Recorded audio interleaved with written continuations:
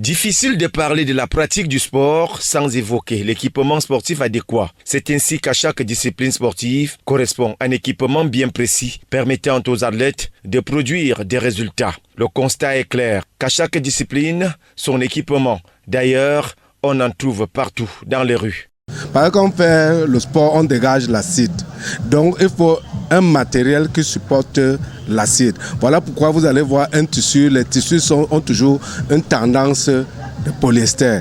Maintenant, il y a la question peut-être de forme.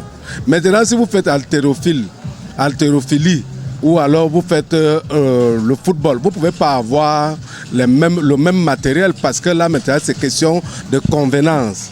Tout dépend de l'origine de la discipline sportive et de son fondateur. Parfois, ces équipements sont influencés par certaines origines. C'est ainsi pour la majeure partie des sports de combat d'origine asiatique. Il existe des équipements spécifiques et propres à cette partie du monde. Chaque discipline sportive a sa culture.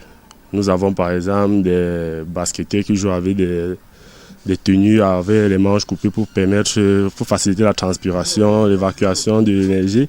Les footballeurs, tout dépend. Et même dans le football, on a vu au fur des années, il y a eu amélioration dans le design, dans le modèle de tenues. On avait à l'époque des Alium Boka qui jouaient au goal avec des pantalons, mais aujourd'hui, on n'y trouve plus ce genre de gardiens. Bon. Avec le temps, ça évolue. Pour le cas du football, le modèle évolue au fil du temps et se pratique avec des tenues assez amples. Il y a une différence au niveau de l'habillement. Par exemple, dans le football, les choses sont un peu plus grandes par rapport au handball.